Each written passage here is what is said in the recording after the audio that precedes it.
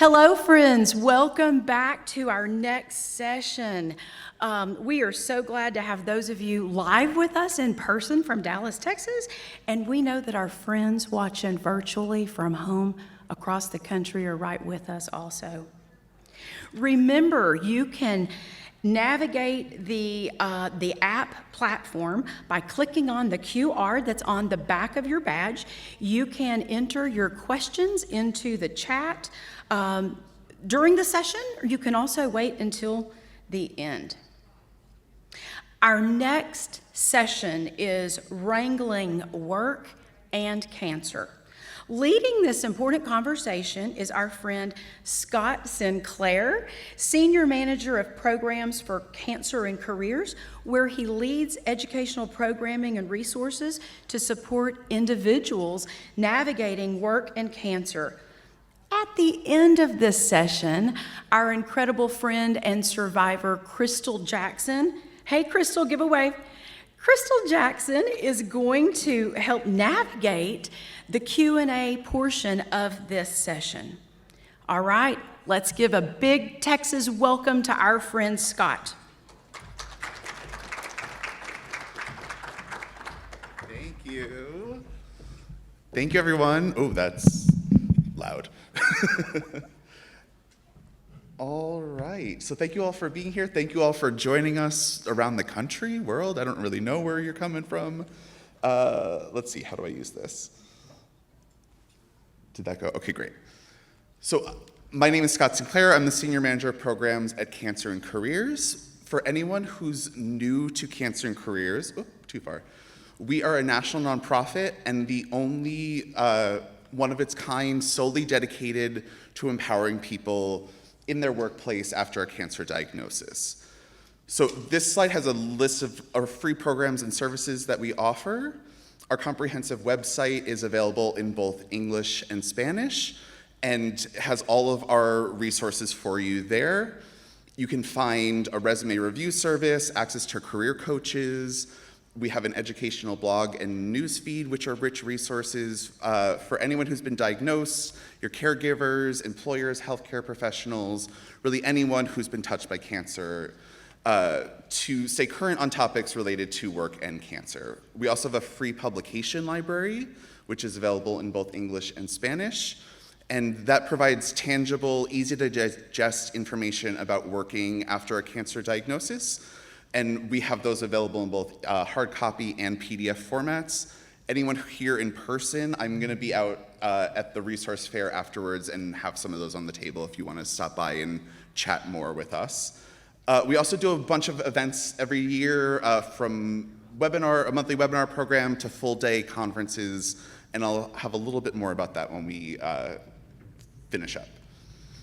So I would like to start off by sharing some common misconceptions around cancer as it relates to the workplace. So some common misconceptions are people diagnosed with cancer can't work, people diagnosed with cancer don't want to work, will not be as productive, and so on. And the same goes for caregivers, that they might be distracted or too busy to be working. And really we list these here to just call attention to these misconceptions and that they are just that, misconceptions.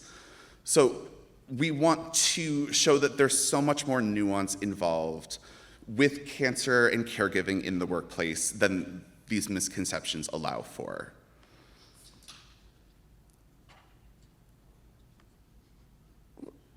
There we go. So there have been many studies conducted over the past few years around the circumstances revolving balancing work and caregiving. The AARP Public Policy Institute released a report on caregiving in 2025 that illustrates that many caregivers have this very same shared experience. And the majority of caregivers were managing work either part-time or full-time while caregiving.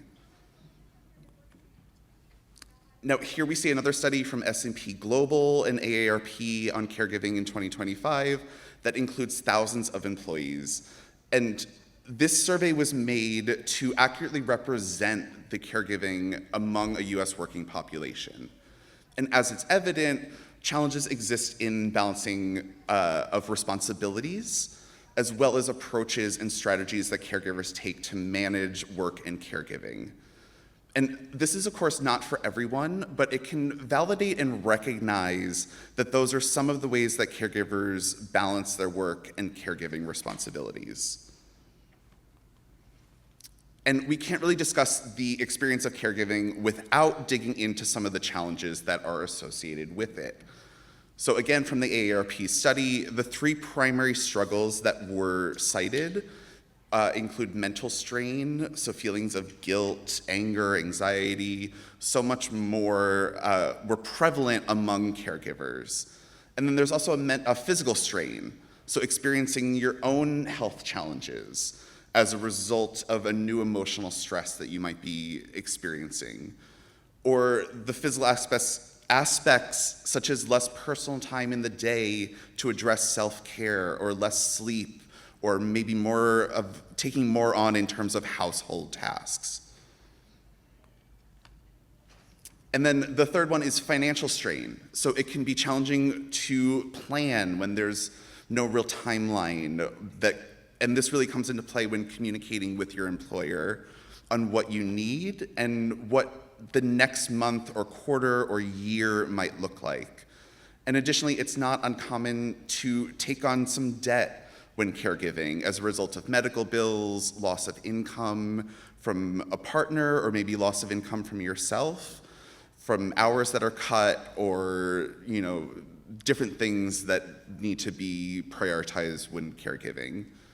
So similarly to how caregivers handle their situations, it can also be validating to understand that the common challenges associated with caregiving are not to feel so alone, and to also give yourself some grace on the mental and physical responses to your situation.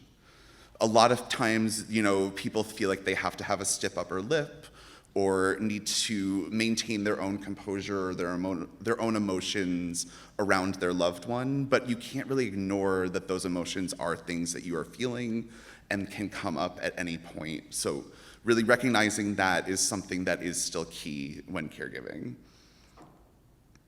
Now, today we really want to focus on circumstances and how best to approach making decisions around the best plans for action. And it's important to remember that you shouldn't feel obligated to make decisions right away or even all at once. I'm sure I'm not telling anyone something you don't know, but the cancer experience can be fluid. So you might get a diagnosis, you might get a path for treatment, and then in a month from now, 6 months from now, things might change. So there needs to be some flexibility involved in this at all times too. So you may experience a range of emotions related to processing your loved one's diagnosis, including shock, stress, anxiety, depression, numbness, the urgency to get things moving, et cetera, et cetera. But regardless of the specifics, you want to know that your feelings are valid and that there's no one right reaction. So while you may feel like, again, you need to be stoic for your loved ones, allowing yourself the time for these emotions can be really important to get yourself centered and grounded and focused so that you then can take on all of the tasks that are needed in a caregiving experience. So over the next few slides, we're going to talk about what it looks like to identify and ask questions, gather information, and then make an action plan for moving forward.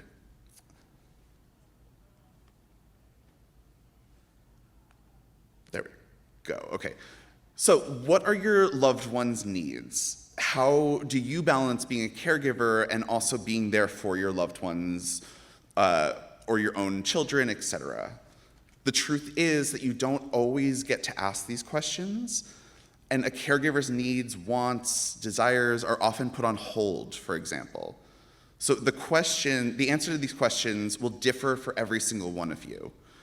But asking the questions will help you figure out what priorities are and what you need to focus on. And just know that some people need to be there for maybe an hour per week to just drive someone to an appointment, while other caregivers are going to have more of a 24/7 job. So again, these are all things to think about when starting to think about work and how that relates to your caregiving experience. So another question to potentially add is, who can you rely on or count on? So the caregiver will inevitably need someone yourself. And whether that's someone to pick up the kids from school while you're at a doctor's appointment or working, or maybe even just need to be home for a delivery, having your own support group as a caregiver is something that you need to think about as well, and can really help you relieve some stress, anxiety, etc. So once you've kind of asked yourself some of these basic questions, you're going to need to gather information. And we separate it into different buckets so it's easier to organize. These are information on your loved ones or yourself, and both medical and practical needs. So it includes appointments, treatments, surgeries, the timeline for all of this. These will all be really critical when making a plan for how to work during all of this. And as well as what side effects might be encountered, or anything like that. Try to think about, write down, will help you in your experience. And you'll also want to consider looking at your own medical and practical information, since your needs and your health are also not completely on hold at this time either. Again, I think something that you all know, but the more you can be reiterated can help you. And then consider what personal obligations you have. So again, do you have childcare issues? Do you have different projects at work that you're worried about? Thinking about those can really help you as well. And then finally, it's worth gathering legal information about federal, state, and local laws, which may be applicable to you. So as we move in to talking about these laws, I want to make it very clear that I am not an attorney. Do not take any legal advice from me. That would be silly. I have a BA, and you don't want to take legal advice from me. But talking about the law is a really important aspect to balancing work and cancer or caregiving, which is why we're going to talk about it. And it can become a really key tool in pulling together a plan for working while balancing your responsibilities or your own treatment. And I want to just also say that we're not going to talk about this because we think it's likely that an employment situation will become litigious, but because these issues don't exist in separate vacuums, and often the legal piece to it will help you develop a plan and have a more practical approach to your own experience. So with all of that said, I want to talk first about the FMLA, or the Family and Medical Leave Act, which is a federal law that you may qualify for depending on a bunch of different factors. We have information on our website that can help you determine if you are eligible for the FMLA and its protections. But basically, the FMLA provides job protection as well as health insurance protection for anyone with a medical diagnosis or their caregivers. So you can take 12 weeks of unpaid leave if you qualify, and that leave can be used either all at once, so 12 weeks all together, or in increments as short as a few hours at a time. So you can use the FMLA to, take a few hours out of your day to drive someone to a doctor's appointment, or you can use it to really take a chunk of a few months off to focus on this. And again, we have much more information on our website where we can get into that. We can also chat later if you have questions about this. Now, the other law to talk about is the Americans with Disabilities Act, or the ADA. Again, this is a federal law. There are certain requirements that need to be met to be eligible for the ADA as well. Again, we can talk about that later on if you have questions, or you can seek out your HR or your manager at work to talk about that as well. But the ADA is applicable in all 50 states, and what's important to know about it for caregivers is that it will protect you from discrimination. So hypothetically, you're not going to be able to be fired for taking care of your loved ones, And for people who have a diagnosis, it can also open up access to reasonable accommodations, which are modifications to a job, such as it can be anything from adjusting the times that you're working. So if, let's say you're in treatment, you feel pretty good in the mornings, but as the day goes on, you lose energy or focus. Maybe a 9 to 5 turns into a 7 a.m. to 3 p.m. day. That would be an example of a reasonable accommodation. Or certain equipment that might help you do your job. So we talk a lot about someone who had to walk up and down 2 flights of stairs to get to like a printer scanner copy room, and doing that multiple times a day while in treatment was hard for him. So his reasonable accommodation was to get a combination printer scanner at his desk so he could preserve that energy for working and not have to go up and down those steps. It's a really inexpensive way for an employer to modify the job and make sure that you can keep doing it when you have a specific side effect. And we are available for one-on-one support if you have any challenges you want to talk through or brainstorm different reasonable accommodations. We're available to talk to you about that, since it is really an individual, personal case-by-case basis about what your reasonable accommodation might look like. Now, I should say reasonable accommodations are not provided to caregivers under the ADA, but we always say that you should just request them anyway. It can't hurt to ask, and if you are a valued employee, it is worth the time or money that would ensure that you are able to continue doing your job while balancing your caregiving responsibilities. So again, differing work times is something you can ask for, or maybe remote work on certain days where you have to be at a chemo appointment all day long and you want to be there with your partner, child, whoever you're caregiving for. These are all things that, while not legally protected, are things that we encourage you to still think about and request. We always say the only definite no that you get is for a question not asked. So it can't hurt to go and say, I'm experiencing this specific challenge, I would like to request this reasonable accommodation, and then see what happens. And again, we can talk through different approaches for that one-on-one. Now, let's jump into getting organized. So keeping all of your paperwork and documents in one place, it can seem like a really simple idea, but it can make a huge difference.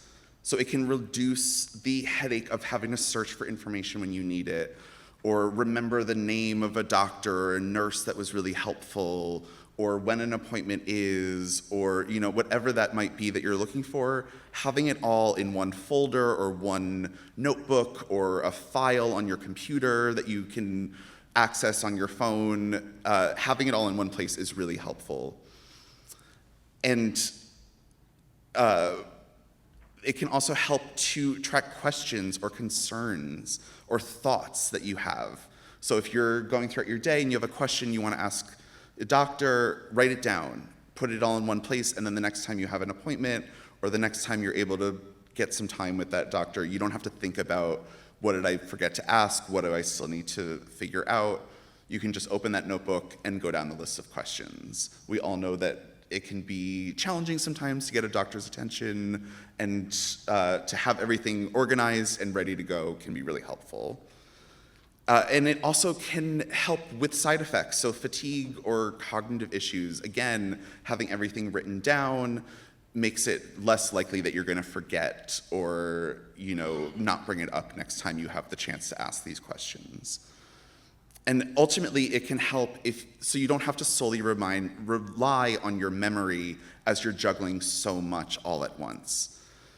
And also, you can use this, again, to record your conversations with a doctor. So if you're going either to your own appointment or to an appointment with a loved one, taking notes and writing it down so you can then remember things later on and don't have to rely solely on your memory, which there's so much going on in your head, things can fall out very quickly, whether or not you're in treatment and experiencing side effects, or just caregiving and trying to keep everything with your loved ones all together in one place. And this can also be helpful when you're, at a hospital or another medical place, so that you can ask for, or maybe you need to call for an update, and writing down the nurse who's assigned to your loved one, having that in one place can be really helpful too. And then with this information in hand, you can sit down and assess your options.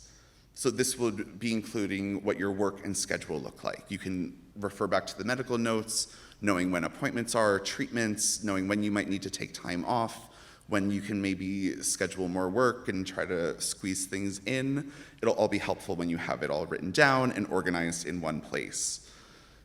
And you'll also want to look at your options for when it comes to who and what to tell about your situation. So disclosure is a big thing for anybody with a medical diagnosis. We'll get into it a little bit more in a minute. But you want to talk about what is your preference on how much you want to share and with who you want to share it with.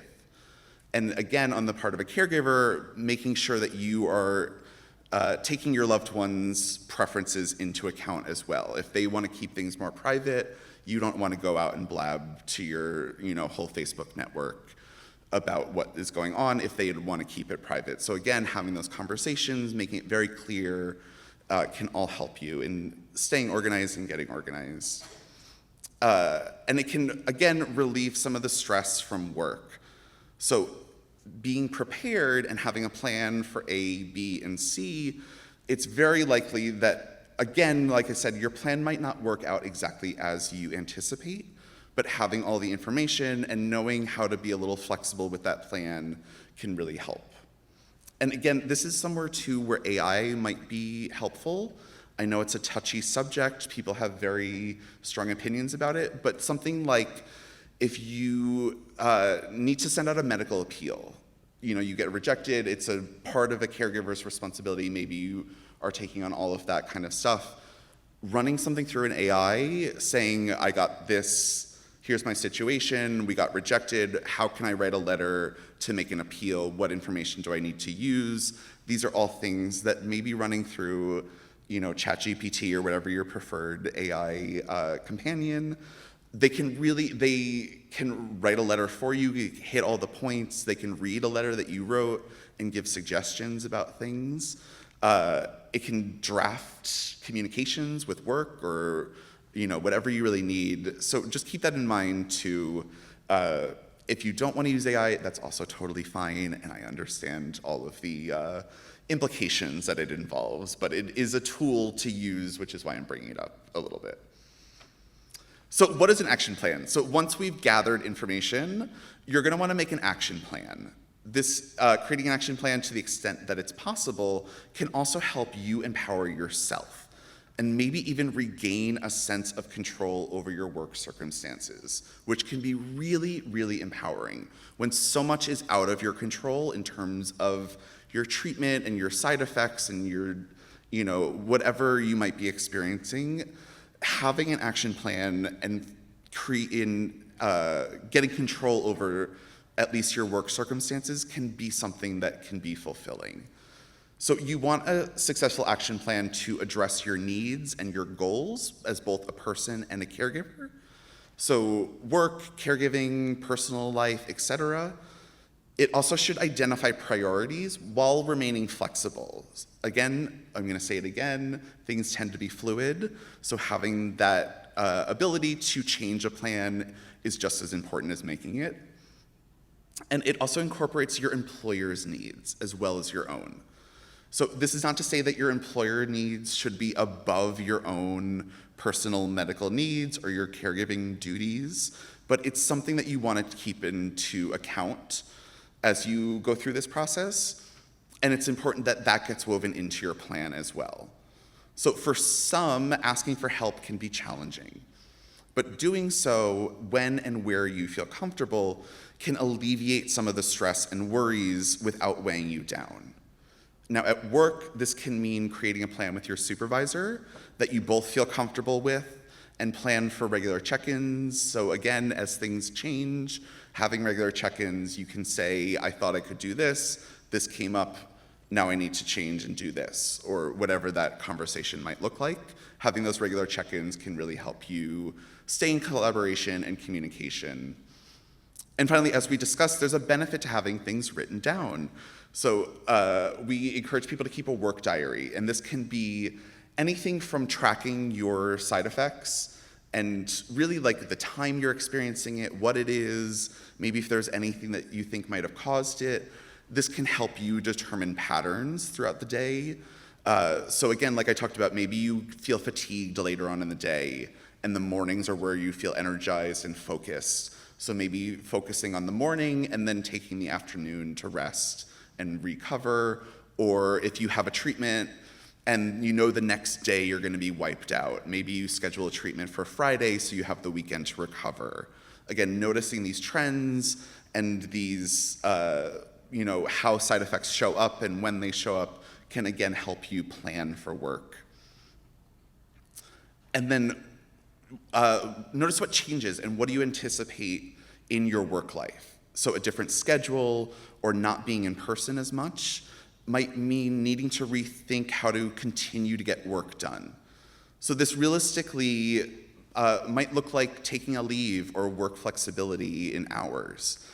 And if your leave is unpaid, what kind of impact might that have? For many, it can be challenging. Whoop, this just jumped. There we go.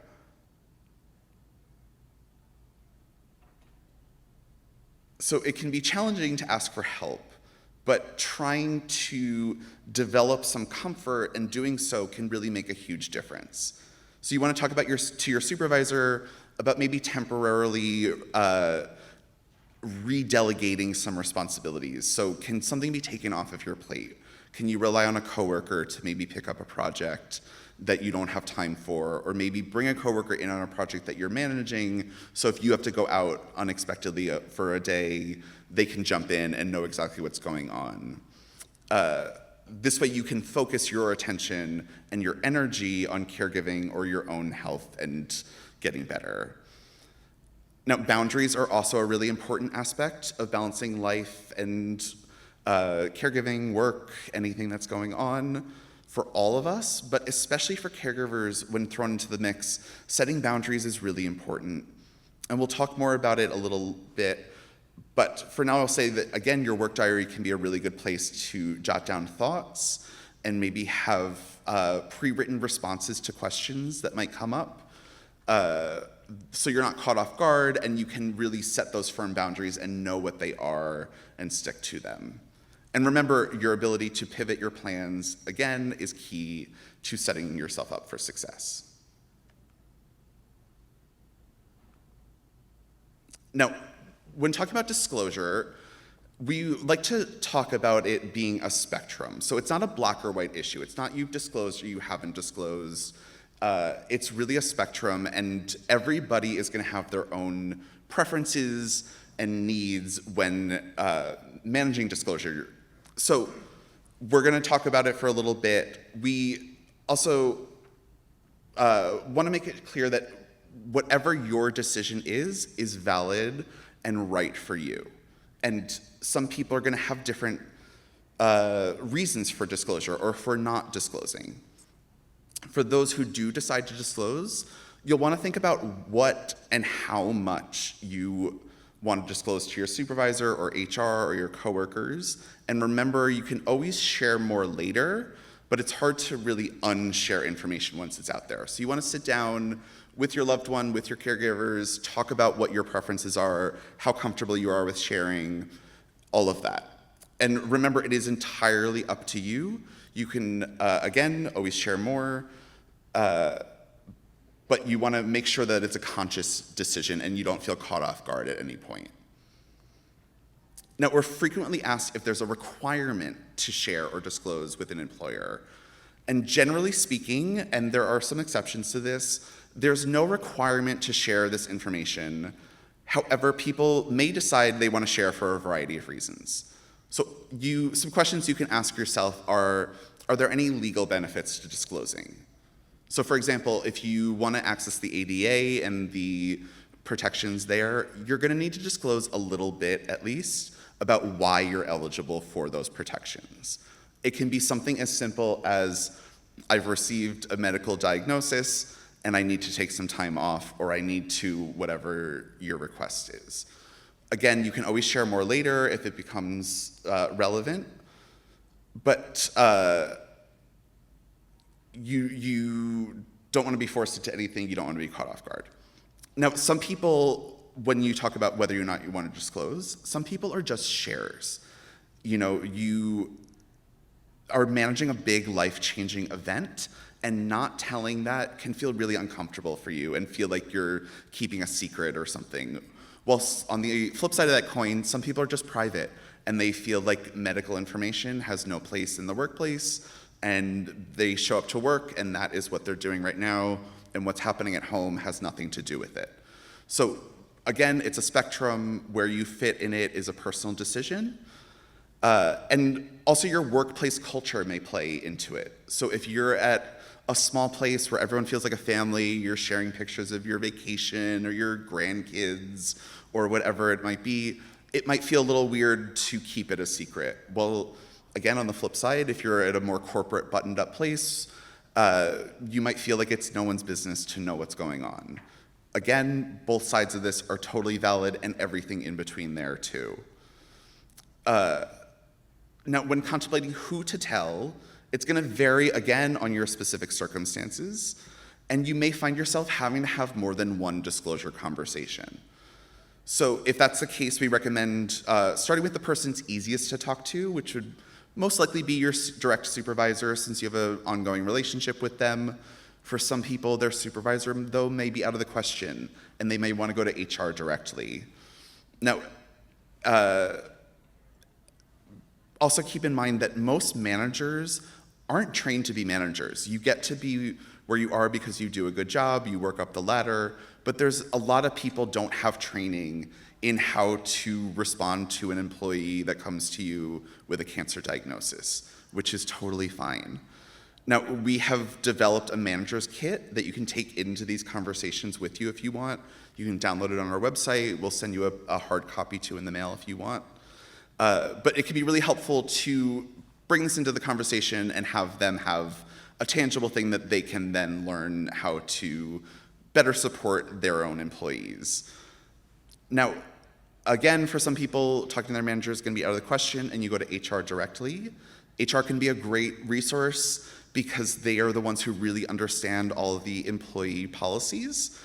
But they also may have had this experience again, unlike a manager. They may have had training, or they have another employee a few years ago who had something similar, so they may know more about how to deal with this directly. But some people have a hesitancy towards HR, which again, we understand. But all of this is, to really hit home, is that these conversations, again, need to be fluid. So you want to make sure that whoever you're having these conversations with, you want to let them know that this is the information that you know right now, and things might change in the next month or 6 months or year from now. But you're going to do your best to keep them updated as things might change. This way your employer can understand that you intend to communicate with the most updated information that you can. Now, with so much going on, the balancing act can feel really overwhelming and interrupt your focus. So some helpful tips for how to stay focused. You want to focus on one thing at a time. Studies have shown that multitasking, only like 2% of people really can do it effectively. So focus on one thing at a time, have a to-do list, check them off throughout the day, and go in a prioritized way. Again, making lists of priorities can help you, so focusing on what needs to be done first and then what needs to be done next. And this can even happen in a singular project. So if you say, like, I need to approve the report, that doesn't really help. So break that down into smaller pieces. The graph on page 12 needs to be reviewed. The talking points need to be looked at. The formatting on page 13 might be off. Again, this will help you stay focused, know what you need to do, check things off as you go. You also want to avoid outside distractions, so turn off your phone and even turn off your email if you can. That way you don't have bells and whistles going off while you're trying to work. And And then stay organized and clear your desk from clutter. It's a simple thing, but having a clear environment can really eliminate some distractions and keep you focused on what you're doing. And then always build breaks into your day. Even when you feel like you're totally underwater and you're stressed out and you don't know how you're gonna get things done, taking even 5 minutes to walk around the block or walk around the office, get up, get a cup of coffee, these can really reset your brain and help focus on then when you sit back down, you can do what you need to do. Now, there's always a chance that your situation is going to come up in the office in a way that's unwanted to you. So whether you yourself are balancing work and a diagnosis or you're a caregiver for someone else, there are questions that you're going to get that you don't maybe want to answer or feel too intrusive, or you're just not in the mood that day to talk about cancer, and you just want to go to work to focus on work. So a suggestion that we have is something we call the swivel, which is a verbal formula or pattern which can be used to deal with these well-intended comments from your coworkers. So the swivel involves acknowledging the cancer-related comment or question, putting an "and" in the middle of it, and then swiveling the conversation around to a place where you feel more work-oriented. So an example of this might be somebody comes up to you and says, "You know, my uncle had cancer." You could say something like, "I am so sorry to hear that. That must have been really hard for you. And while I have you, what did you think about that meeting we had yesterday?" So bringing the conversation back to somewhere work-oriented can make you feel really empowering and prove to them that you are still your whole, vibrant, capable self coming to work every day. And people will often pick up on your kind of changing the topic, and the cancer-related comment will hopefully go away.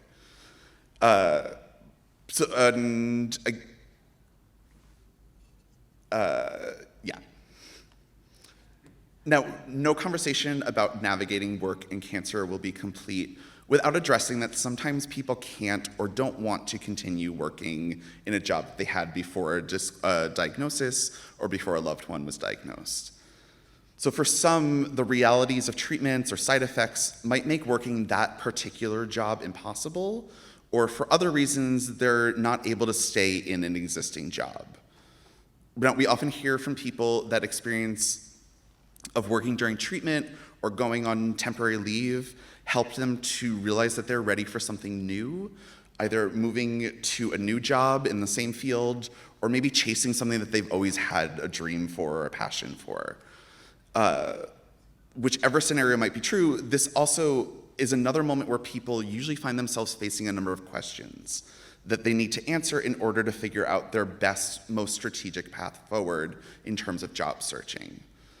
Now, this slide talks about what you probably recognize as guidance for figuring out what you need to do about a work after a diagnosis, and can be applied when figuring out how to go forward with a job search. And again, 2 key questions you can ask yourself: how important is work to you personally? And what information do you actually need to make good decisions about your job or your job search? Now, I just ran through a ton of information all at once. Again, I'm gonna be out at a table if you wanna talk more, answer questions. We also are available for one-on-one support. Anyone watching at home, cancerandcareers@cew.org is our email where you can reach out to us. We have social workers and trained staff that can talk one-on-one and really go through any challenges you're facing, any questions you have, whatever your issue might be.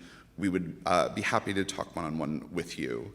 But just quickly going through, this is a list of all of our resources and services that we have.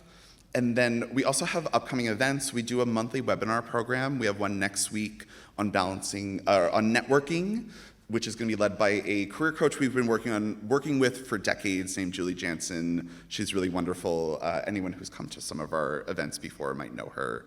Then over the summer, we have a Communicating Effectively 2-part series. We also have Navigating a Virtual Landscape, as well as Balancing Work and Caregiving, which will have some of the same content as today, but go a little more in depth there. And then we also have our national conference coming up on June 26th, which is an all-day event happening on Zoom. You can join from anywhere in the world there. And then this is my contact information. Feel free to reach out with any questions, anything you might need to know. We're available, I'm available. Happy to answer your questions. Speaking of which, I think it's time for Q&A. So I will pass it over to the lovely Crystal.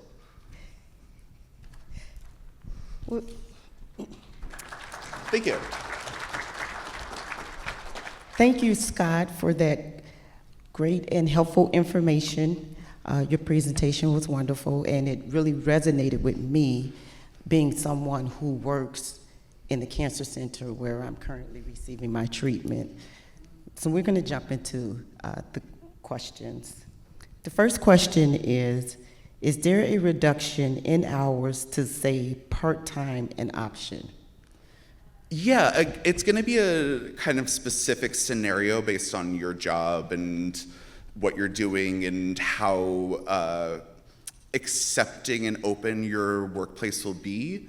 But like we said, the only definite no you get is the question not asked. So if you feel like you don't have the energy, you don't have the time, you have treatments going on or whatever the reason might be, it can't hurt to ask. And for someone with a diagnosis would be eligible for reasonable accommodations under the ADA. So that would be an example of a reasonable accommodation, would be, I can't work my full-time schedule, but I do have still energy for 20 hours a week, whatever it might be. So it can't hurt to ask. There's not a, there's not a guarantee that it will be approved, but I think it's definitely a tool you can use for sure about managing energy levels, focus, whatever it might be that you might not be able to tackle a full 40 hours a week or whatever you might be doing prior to that. Next question. I'm going to try and re-enter the workplace after an 8-month break for treatment. Any advice as I ease back into it? Yeah, I mean, taking care of yourself is a major one. It is going to be an adjustment period. Things we talked about, maintaining focus, being organized, these are all things that are going to help you kind of reintegrate and get back into the swing of things. But again, giving yourself like the grace and care for yourself and not beating yourself up if you get back to work and it feels overwhelming or you feel like you're not doing a good enough job or whatever self-doubt or questions you might have, like, don't beat yourself up over it. And know that you're still contributing and you're doing your best, and that's all you can do. A plug for social workers and therapists are a really great thing to be utilizing at this point. A little woot woot over there. We love social workers and therapists here. They can really help mitigate some of that, like, self-deprecation or self-doubt or anything that you're feeling at that time. Did that answer the question?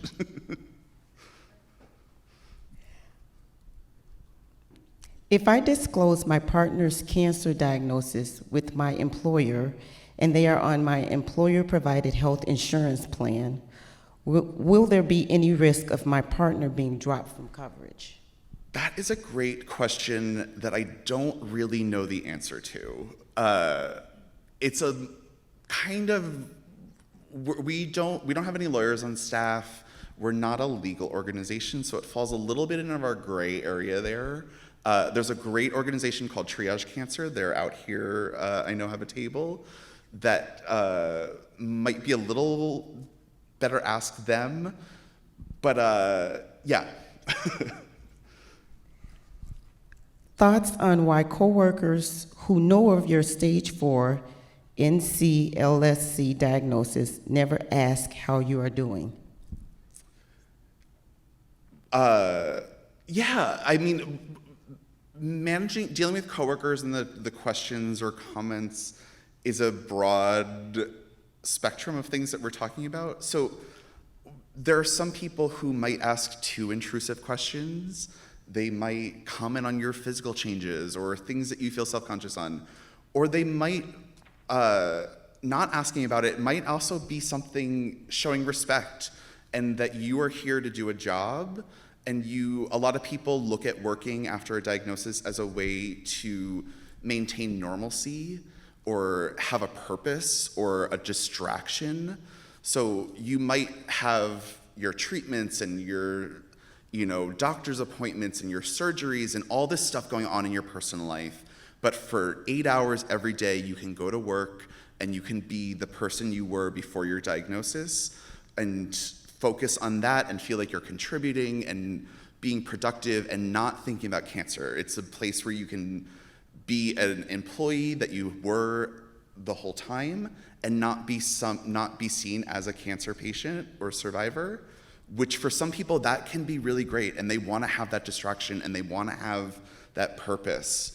So I think if someone's not asking about it, they might see you as that person who is there to work and there to be a normal person just like everybody else in this office and don't want to focus on cancer or bring it into that. So I think it's almost a sign of respect if they're not asking you about it, but you can also bring it up. Like if you're having lunch with people, you can say, oh, I had a hard treatment last week and I'm still really tired, or something. Like if you want to talk about it, you are free to bring it up and talk about it, especially if you're close with people. But I wouldn't take that as like offensive or they don't care. They might just want to give you the respect of the workplace that you're in.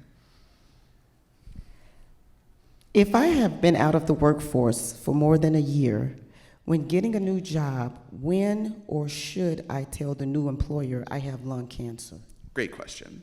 So again, you're never obligated to tell. You can apply to a job and go through the whole process of submitting your resume and going for interviews and accepting a position and not bring up cancer once at all in there. And some people want that. They don't want to have the worry of discrimination. Again, even though the ADA protects you from discrimination, that doesn't mean that it doesn't still happen, unfortunately. We wish that every employer were upstanding and supportive, but we've heard every story in the book by now. So some people don't want to bring it up at all, and that is totally fine. There are some people who maybe you're still in active treatment and you know that you're going to have to go every Wednesday for a chemo appointment in the afternoon, and you want the new employer to know about that before it becomes a problem or bring it up. In which case, we usually recommend bringing it up later on in the process, again, so you don't immediately get put into a no pile. Let's say if you disclose in a cover letter, not saying that will happen, but it could, and it has probably happened to people. So bring it up later once they are able to get to know who you are, what your skills are, what your personality is like, who you are as a person and as an employee, and then bring up maybe the challenges that you're facing, or I might need to take time off, or I have a surgery coming up and I'm going to take a month off to recover, or whatever that might be. Bringing it up a little later in the process, I think, is the best way to go there. But again, it's personal and it depends on who you are, your circumstances, what you're looking for, what the job is, etc. We have time for one more question. Retirement plan has early disability retirement and YSES a standard if the ability to do 75% of the job. Are there resources to help with this question? And how would someone know this? Is this a reasonable standard? Say that one more time. Retirement plan has early disability retirement and has a, okay, and had, thank you. Retirement plan has early disability retirement and has a standard if the ability to do 75% of the job. Are there resources to help with this question? How would someone know this? Is there a reasonable standard? So I can't really claim to be an expert on this specific topic. Again, I feel like someone like Triage Cancer might be a little more willing to answer this or able to answer it. But I think it would depend on, I would have to like see the plan and what it was and a little more detail about that. If this was a question live in the room, find me afterwards and we can talk through it. But a little hard to talk about it in like broad strokes here, unfortunately. Again, we would like to thank you, Scott, for your presentation and for sharing your expertise with us today, and thank the online viewers for their questions. And Scott does have a booth outside Cancers and Careers if you have any questions. Thank you all. Thanks for coming.